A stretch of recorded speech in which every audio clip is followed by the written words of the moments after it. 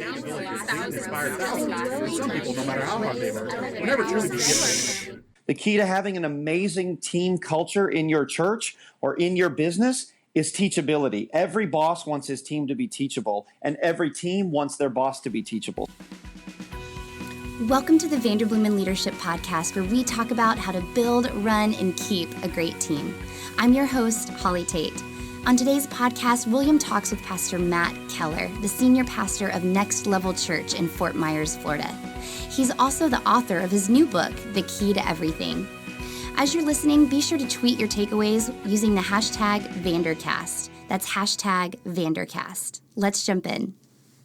Well, Matt, thanks so much for joining us today. Pastor Matt Keller and his wife, Pastor Sarah, have done a fantastic job building Next Level Church in Fort Myers, Florida, and at the same time being a Rays fan. So that's pretty cool. Thanks for joining us, Pastor Matt. Oh, you're so welcome. It's my honor and privilege to be here, William. I love this stuff.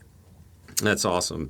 Hey, just so we get to interview so many different people, and the audience is so spread out. I mean, we interviewed the president of the Southern Baptist Convention one day, and then turned around and had Pastor Joel Osteen another day. And so, I mean, it's kind of all over the board. So tell our listeners a little bit about Next Level Church and how you started building a team, and just give us a little bit of background about your family and how your family works into that team at the church. Absolutely. Well, Next Level Church really began 13 and a half years ago. My wife and I were born and raised in Fort Wayne, Indiana, a small town just north of there. High school sweethearts, became boyfriend and girlfriend at 16 and 14, and just knew God had put us together and he had called us to lead in our generation and to be pastors and in ministry. So when we were 26 and 24, we moved to Southwest Florida, Fort Myers, Florida, and we had no clue, no money, and a big dream and big vision from God. And God's just been so faithful. We started with just four of us, Sarah and I, and two college guys, and then we started a movie theater, did 4 years there, then moved to a high school, so we were 9 years portable.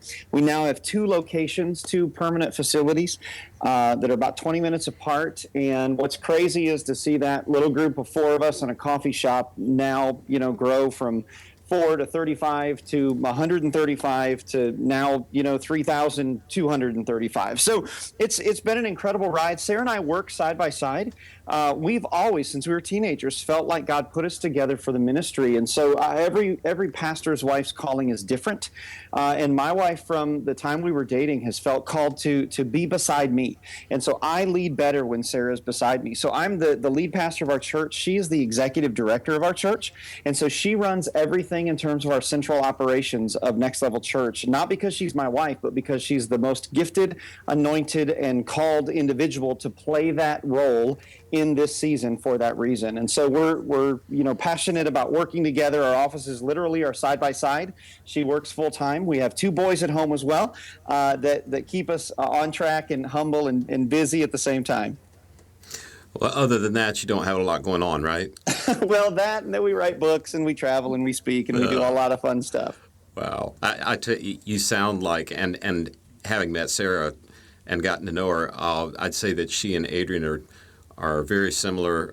They're wonderful, except maybe for their taste in men. They. I tell people all the time, Adrian, after they meet her and say, "Oh my gosh, she's wonderful," I say, "Yeah, that is the best search I've ever done." So yes. Hey, shifting gears a little bit, you guys are in excess of 3,000 now.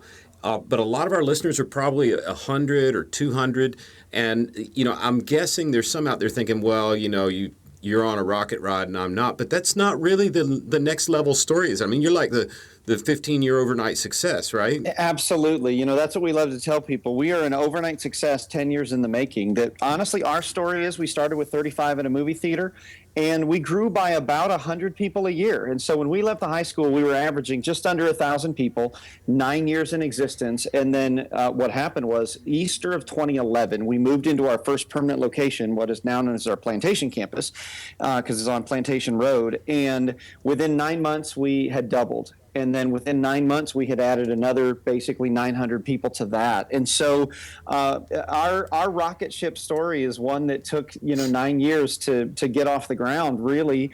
But we were faithful. And honestly, William, we learned so much, and we just vowed that we would take notes. We just really wanted to take good notes. And so, about 5 years into our journey, we started coaching pastors and church planters. And so that's why so much of what we do, so much of what I write really is targeted at leaders and both inside the church and the business community as well now.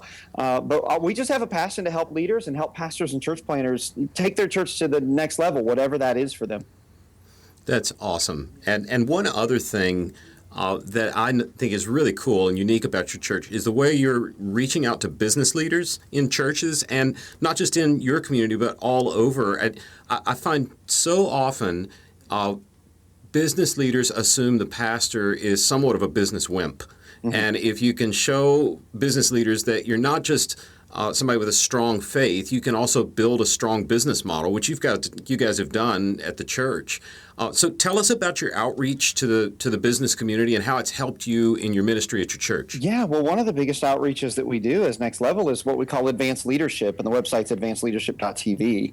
And so for the last 4 years or so now, we've really just taken this on as a strong, solid, core piece of our ministry. And I think you're exactly right. I think a lot of business leaders look at pastors and think, I don't know that they can relate to me. And a lot of pastors are intimidated by business leaders and think, I don't know that I have anything to offer. So there's kind of this gap, this chasm that doesn't need to exist. And so we are just passionate about positioning churches and helping pastors build bridges with their business leaders in their church and in their community. And the way we do that, and what we teach through our advanced coaching stuff, is we really try and help pastors understand, first of all, you have more to offer than you think you do. And secondly, the way to build bridges with your business leaders is the exact opposite of what, unfortunately, the church has been guilty of for so many years, even decades. And that is, instead of asking our business leaders in the business community for something, instead, we've got to turn that around and we've got to add value to them. And when business leaders really start to understand that their pastor or the pastors in their city understand them and are actually passionate about their businesses succeeding, it changes the game. Suddenly, walls of skepticism come crashing down, and an openness of heart to the things of the Lord, to the work of the ministry, to the kingdom advancement. All of a sudden, those walls come down and bridges are built because, truth be told, a lot of successful business people in our city and in our churches, they actually feel guilty that God has given them the gift of making money and building successful businesses, because there's been such a separation, at least in their mind, of the sacred and the secular. And when pastors add value, William, I think that is what's so powerful. When business leaders in our church and our city truly begin to believe that their pastor wants them to succeed, I'm telling you, it is a game changer for local churches. And so that's our passion.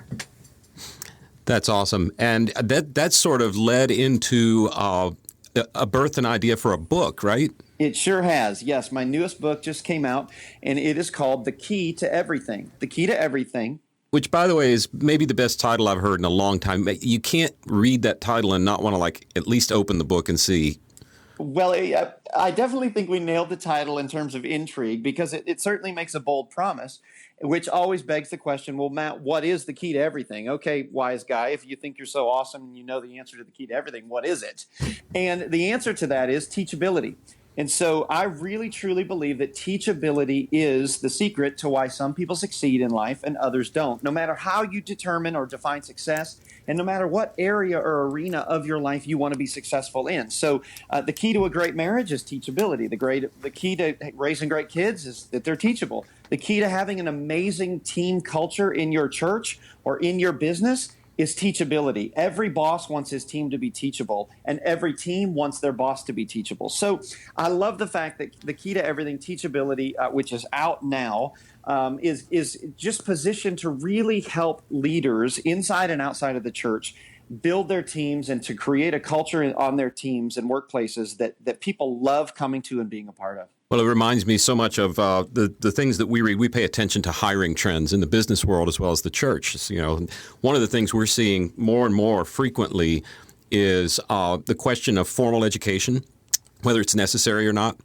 We have when we start a search, we go through a boatload of criteria. Do you want this or this or this or this or this or this?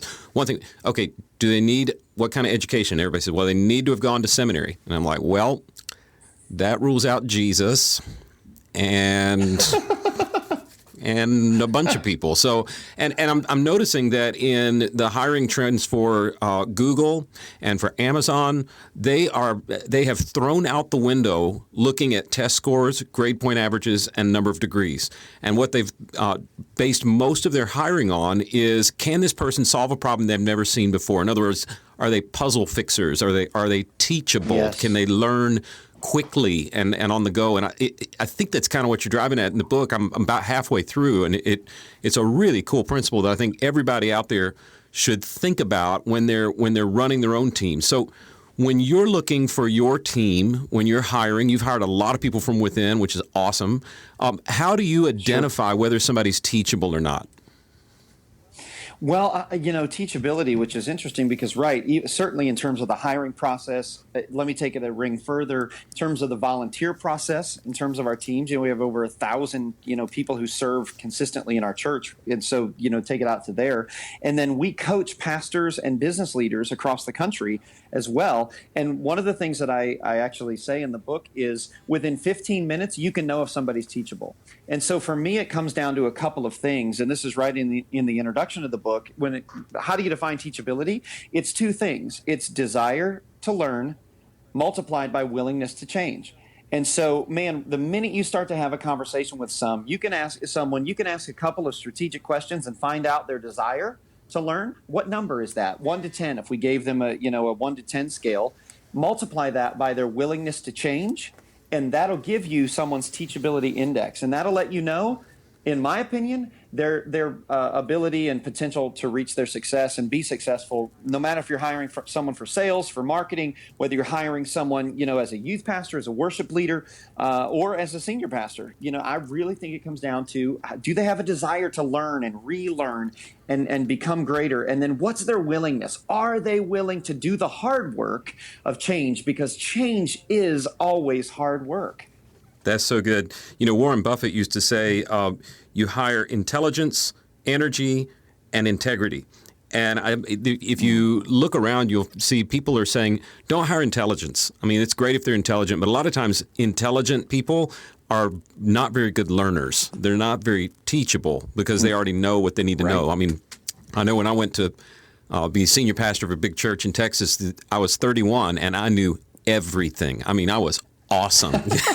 I don't know as much anymore. So, yeah, right. And then you got there and realized how much you didn't know. It took a while. Well, it's funny because one of the definitions I used to use right up until I needed to broaden it for the book of teachability was being willing to relearn that which we think we already know. If you want to know how teachable someone is, if you ask them, they'll say, yeah, I guess I'm teachable. I think I am. But if you ask them if you can teach them something they think they're already good at or they already know, that's when you find out how teachable somebody is. That's fantastic. Hey, let me shift gears. Another unique thing about your team is, if I remember right, you started with 3 people, a guy that had been in your ministry in Indiana and your wife. And to this day, when I came down and saw you just recently, Sarah was there and is in the office all day, every day. Tell our listeners what it's like to work alongside your wife. What are some things you guys have learned that work? What are some things you've learned that don't work well when you're working together? Sure. Well, Sarah is full-time with our church. She is the executive director of our church. And so in terms of the vision, she gets it. She sees it, as well as anybody. And then the other guy that you mentioned who moved with us, his name's Mike Ash. He is still with us as well. He's one of our executive pastors.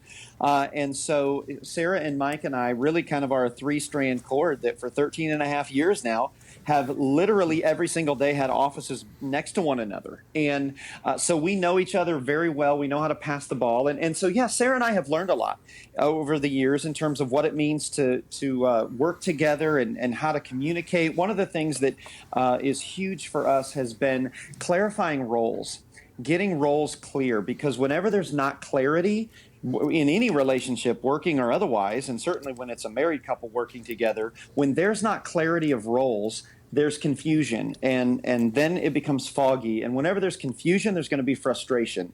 And heaven knows we don't need any more frustration than is necessary in terms of a married relationship, and certainly a working together married relationship. So Sarah and I have worked very hard to get clear on roles. And then the second component I think I would throw out, William, is an idea of expectations. That every time a season changes, be it a personal season or a professional season, in terms of your marriage or your family or your ministry, you've got to sit down and re-examine those expectations. Okay, you were doing this over marketing. I don't need you to do that anymore, honey. I need you to now focus on this. Or you were kind of working as my assistant, but now we're going to hire a part-time assistant. So I need you to refocus and go over here and run projects for us, or run the business department, or what. Like the more clear you can be on expectations, roles and expectations is so huge. And then the third thing, William, I think I would say in terms of working together as a married couple that we've learned over 13 and a half years now of working together is really centering around that idea that as much as possible, try and keep family time family and work time work. So Sarah and I have done very well to learn how to switch hats. That if you followed us around for a couple of weeks, you'd see us like literally moving our hands over our head at times going, hey, let me put my boss hat on. I need you to put your employee hat on. I need you to put your executive director hat on. Hey, I need you to put your wife hat on. Or she'll say, hey, I need to just talk to my husband for a second. And we know what that means. We know, we know, hey, okay, I need to not listen as the boss or the pastor, but I need to listen now as her husband, so she can vent to her husband without her boss being involved. And so, there'll be times where she'll walk in and say something, and I'll go, hang on. Which hat do you need me to wear? So learning how to switch hats is very, very important. And knowing when to say things or bring things up. Make a list if you're a married couple. And then we have a weekly meeting that is in my office across the desk. And she brings her list. I bring my list. And it makes date night so much better because we have a place to put all of that work stuff. Does that makes total sense. Adrian and I started our company together, and for us, it's the word. Hats brings up the word for us is just boundaries. Just keeping good, clean boundaries of when we're doing what. And when she sends me an email about work, it is just William, I need the following. Boom, boom, boom, boom, boom. Thanks, Adrian. It's as corporate as it gets, and it doesn't bother me because that's just a clean boundary. Correct. That's so good. And how did you guys? I'm sure that each of your roles has shifted a lot over the years. If you've been through all this growth, how do you guys have the hard conversation with each other, saying, "This isn't working. We need to shift the role a little bit"? Well, again, I think communicate.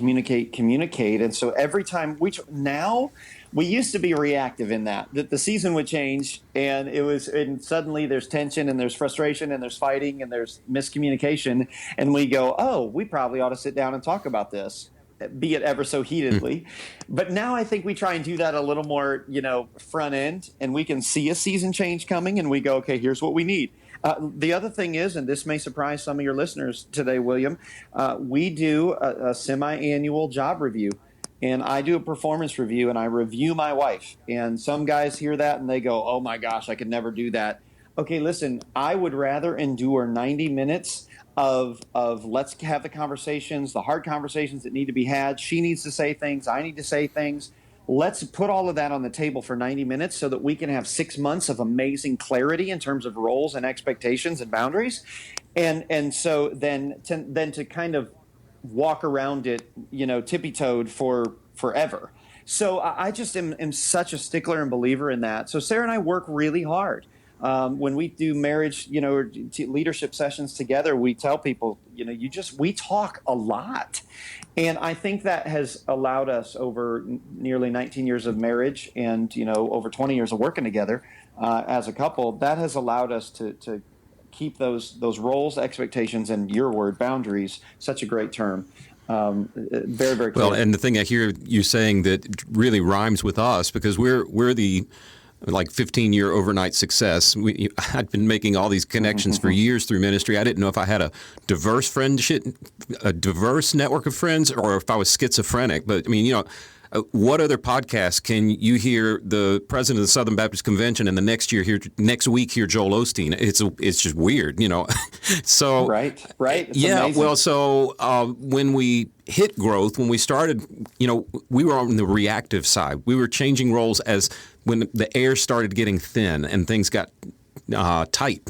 And now we're shifting. We're saying, okay, how do we anticipate that? How do we look a little farther out to see what's the next thing and prepare for it ahead of time? We don't have it down to a science, but my goodness, that shift in vision, I think could probably help some people out there today. Say, quit thinking about what's coming and start thinking what's happening. My friend Tony Morgan says all the time to his clients, and it's not an original Tony Morgan, but if you doubled tomorrow, what would have to change? How do you redefine those roles and talk about it and start moving into that new place? Wow. So, well, and I have 4 questions that I actually do a talk called "If You Doubled." What if we doubled? And we talk about what priorities would have to shift, skill sets, skill sets. Sorry, that I'm going to go blank right now. Right? Temptations, and I'll think of the other one. Sorry. Okay. Shouldn't No. It's all right. Yeah. So when you're looking out over the future, what do you see as the next big challenges in building and running and keeping your team? Well, I think for us, we have about 38 people on our team right now. And so we're looking forward going, gosh, in the next 12 to 18 months, that team will probably grow to 55 or more. And honestly, one of the biggest hurdles for us in terms of team that I foresee coming is really keeping a purity of the culture. That we have such a healthy, life-giving, engaging, fun-loving culture that as we add, as we grow by another 35%, let's say, over the next 18 months as a team, how do we keep the purity of our cultural bloodline, down through the organization, all the way out into multiple campuses, out into hundreds and hundreds of volunteers. And so that's what we're working so hard on right now, William, is really making sure the purity of the DNA of our culture stays solid and intact. That is so smart. And it's a big buzzword now. It's almost like I don't even know what it means to be evangelical or liberal or conservative. And I think culture is kind of moving that way because everybody talks about it. But I know for us, That's it. I mean, it is key. We have revamped the way we interview around culture. We've actually assigned somebody part of their job description. A significant percentage of their week is driving culture through the organization because we're kind of at the same spot. Yes. We get more and more nervous every time we have to add somebody to the team because it's like, oh, we really don't want to mess this up. Yeah. Yeah, absolutely. Well, we feel the same way, and we've done the same. We have our HR director and our business director who are constantly thinking, how do we keep our DNA, our culture, our values, behavioral core values, all the way down to the new volunteer, person. We're constantly thinking about it. That's awesome. This has been great. We always wrap up our time with guests with a few set questions, so I'll just put you on the spot. Tell us a book that's sitting by your nightstand that's great, that's invigorating. You're not allowed to say the Bible. You're not allowed to say anything you wrote, and you're not allowed to say good to great. Excellent. Okay, well, let me just give you a book that is by a new friend of mine named Rory Vaden, and the name of the book is called Procrastinate on Purpose. Procrastinate on Purpose, and I'm telling you, every year on mattkelleronline.com, my blog, I always release a top 10 books of the year. I'm just going to give you the award right now. Procrastinate on Purpose, hands down, is the book of the year for me this year. I've personally given away over 70 copies of the book. It is incredible in terms of time. I hate to say time management because Rory actually says there's no such thing as time management, only life management. And the most successful people never tell you how busy they are. And what Rory says in the book, Procrastinate on Purpose, is mind-blowing. And every leader and every leadership team should take their team through it. It's incredible. That sounds really good.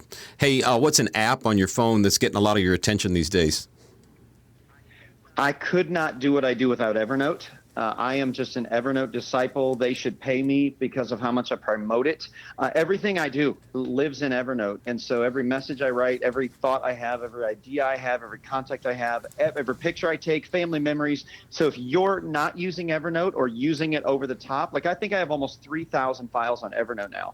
because I use it for everything, but it has the greatest search engine on any device. Love it. Oh, it's even got if you use the premium or the one you pay for, it's even got OCR where if we use it at the office, but Adrienne uses it at home. If she takes a picture of a recipe, it'll scan the words in the picture when you search that word. Yeah. Oh yeah, totally. It's unbelievable. Yep, pretty amazing. And so last question, just help us all realize everybody's normal. Tell us something from the Matt Keller blooper reel from the stage. What's a time you just totally blew it? Well, oh boy. Well, I think about a time our church was probably less than a year old in the movie theater, maybe 80 people at the time. And I was young as a communicator, and I was talking about the story where Jesus, looks at the blind man and he says, "What do you want me to do for you?" Okay, so get that picture in your head. Jesus standing there with the guy who's blind. Clearly what he wants you to do is heal his eyes. And so I look up at everybody without even thinking, and I say, "What, was Jesus just trying to be a prick or what?" Well, I didn't even think about it, and I don't know if that's acceptable on a podcast like this or not. I apologize to everybody for saying that again. But everybody in the room freaked out. They're like, "No, you didn't. Just call Jesus that." And I'm like, oh no, I'm going to regret that. So I did, and I do regret it, and I apologize to everybody listening that I said it, and I don't think Jesus is that. I think Jesus is an amazing Savior of the world, and I apologize, Lord, for my sin. Wow. We're all human. I can't believe we're I all did human. that. It's actually my favorite part of the podcast to hear these stories and to hear fantastic preachers saying, "Yep, I dropped the ball that time." So we all got those stories. Well, blessings on you and Sarah, and thanks so much for joining us. Thanks to all of you listening out there, and tune again next week to learn more about how we're seeing people build and run and keep great teams. Thanks for listening to today's podcast. Visit vandercast.com for notes on today's show. See you next time.